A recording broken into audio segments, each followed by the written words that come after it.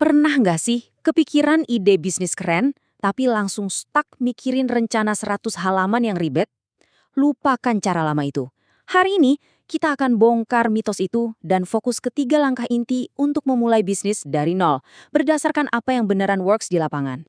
Coba deh jujur, kamu pikir butuh bisnis plan yang super sempurna dulu baru bisa jalan? Kalau iya, kamu nggak sendirian kok. Tapi, pemikiran kayak gitu justru sering jadi jebakan Batman yang bikin kita nggak mulai-mulai. Nah, kita bakal lihat kenapa mitos ini berbahaya. Dulu, kita mungkin diajarin ya bikin bisnis model kanvas yang rumit, riset pasar berbulan-bulan, dan dokumen-dokumen tebal lainnya. Hasilnya, kita abisin waktu buat menganalisis, sampai akhirnya kita nggak pernah benar-benar bertindak. Itulah yang namanya paralysis by analysis. Kebanyakan mikir, nol aksi. Terus, gimana dong cara yang benar sekarang? Kuncinya bukan lagi di rencana yang sempurna. Kuncinya itu satu, kecepatan. Luncurkan produknya. Dapatkan masukan, perbaiki, ulangi lagi. Siapa yang paling cepat belajar, dia yang menang. Sesimpel itu. Oke, terus solusinya gimana? Gini, kita buang aja semua yang ribet-ribet itu. Nggak perlu 20 langkah, kita fokus ke 3 komponen inti aja. 3 pilar ini adalah fondasi dari bisnis apapun loh, dari kedai kopi kecil sampai perusahaan teknologi raksasa. Yuk kita bedah satu persatu. Ini mungkin kedengarannya gila ya, tapi coba dipikirin. Bisnis abang gorengan di pinggir jalan sama perusahaan sekelas Google itu, intinya cuma jalan di atas 3 pilar yang sama. 1. Produk, yaitu apa yang mereka jual. 2. Pemasaran, alias gimana cara jualnya. Dan 3. Operasional, atau gimana cara jalanin bisnisnya. Kita mulai dari yang pertama ya. Oke, pilar pertama, produk. Ini jantungnya bisnis kamu. Alasan kenapa orang mau datang dan beli. Tanpa produk yang jelas, 2 pilar lainnya jadi nggak ada artinya. Jadi pertanyaannya simpel banget. Apa sih yang sebenarnya kamu tawarkan ke dunia?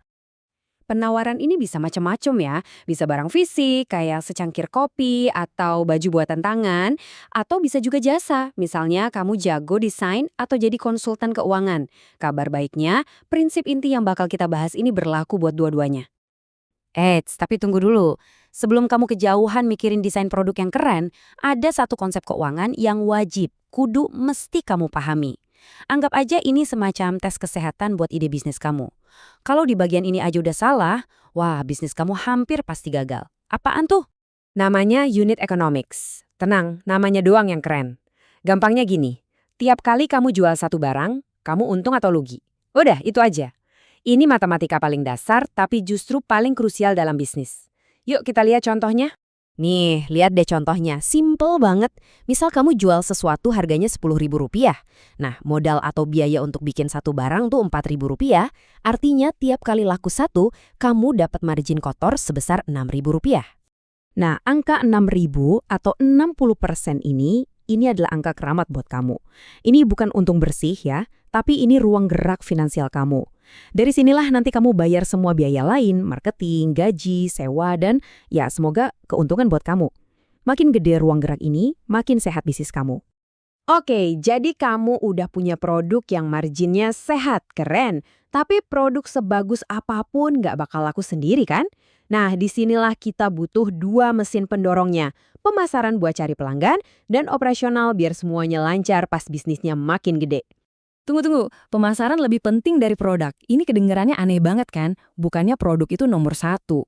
Nah, khusus buat bisnis yang baru mulai, di tahap awal banget kalimat ini 100% benar.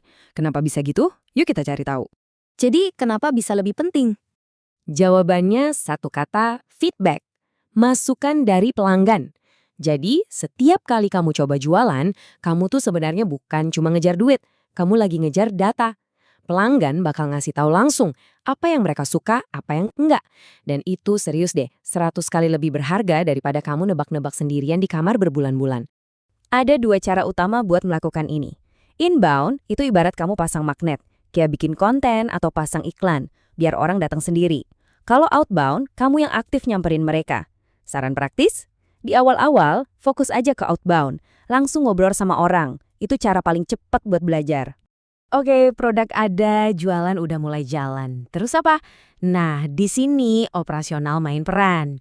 Dan disinilah banyak bisnis baru yang kejeblos. Mereka bisa jualan, tapi nggak bisa ngaturnya.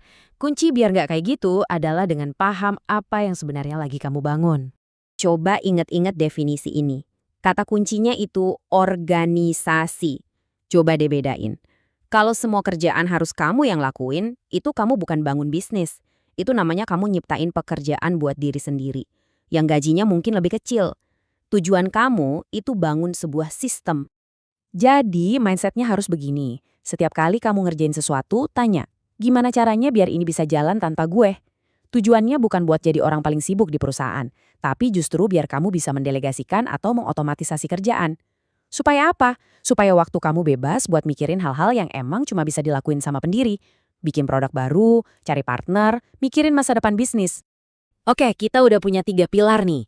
Produk yang untung, pemasaran yang dapat pelanggan, dan operasional yang efisien. Pertanyaannya sekarang gimana cara nyatuin ketiganya biar jadi mesin yang terus tumbuh?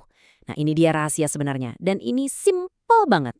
Ini dia mesin pertumbuhan kamu. 1. Bikin versi paling dasar dari ide kamu. Nggak usah sempurna, yang penting jadi. Itu namanya MVP. 2. Langsung lempar ke pasar. Langsung jual. Dan yang paling penting, dengarkan apa kata orang. 3. Pakai masukan tadi buat bikin versi yang lebih bagus. Udah, tinggal diulangin terus. Intinya bukan soal jadi sempurna, tapi soal jadi lebih baik setiap hari. Kutipan ini ngerangkum semuanya. Jadi, lupain bisnis plan tebel-tebel. Resep sukses zaman sekarang itu cuma ini. Kerjain, dapat feedback, ulangin. Dan lakuin itu semua dengan cepat. Lebih cepat dari kompetitor kamu. Jadi saya mau ninggalin kamu dengan satu pertanyaan. Bukan gimana cara bikin rencana sempurna, tapi ini. Apa satu hal paling simpel, paling kecil yang bisa kamu lakuin minggu ini juga untuk mendapatkan masukan nyata dari pelanggan beneran? Mulailah dari sana.